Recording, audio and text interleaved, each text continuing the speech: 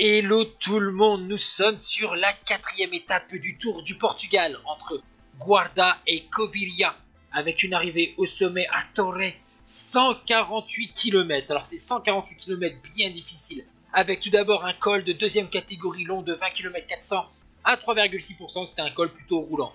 Ensuite on a une petite montée de 3e catégorie 6 km 500 à 4% de moyenne. Et enfin on conclut donc par une ascension de 20 km 600 à 6,5%.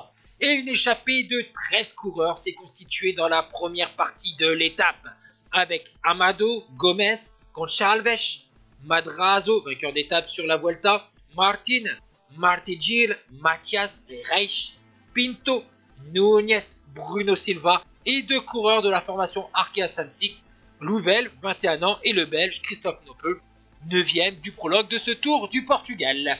Derrière, la formation W52 FC Porto a imposé un tempo assez élevé pour éviter que des contres se constituent, avec notamment un gros travail de Samuel Cardeira. Et ensuite, on va attaquer donc cette ultime montée de plus de 20 km et dès le pied, un jeune espagnol, enfin jeune, il a 25 ans, 9e du Tour de Hongrie, de la formation Caja qui s'est imposé hier.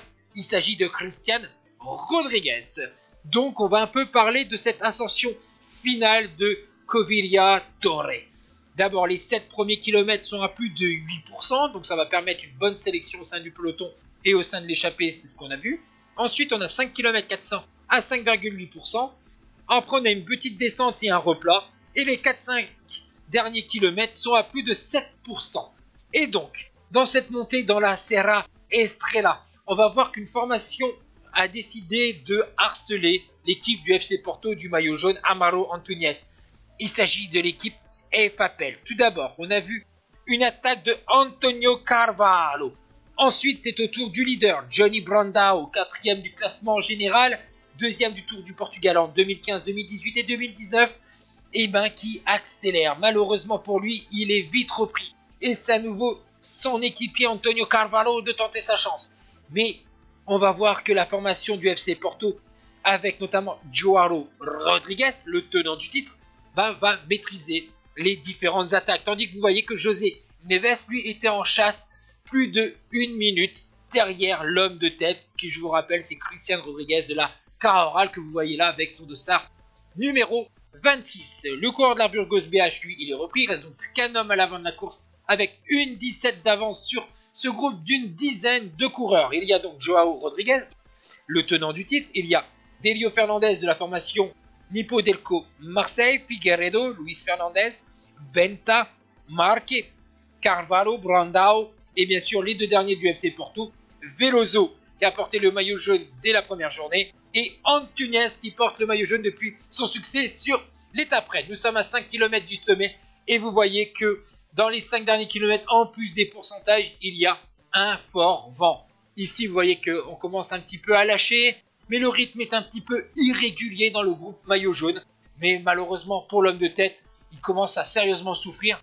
Malgré les conditions climatiques, les 2 derniers kilomètres s'effectuent dans la brume. On n'est pas loin des 2000 mètres d'altitude. On est dans la partie la plus montagneuse du Portugal.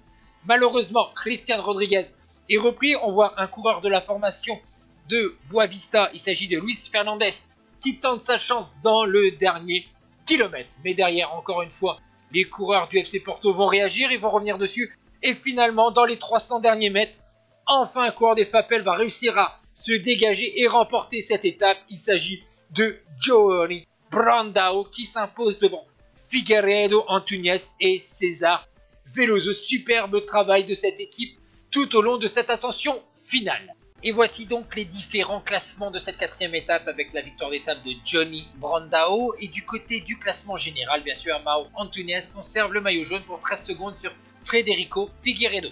Ciao tout le monde.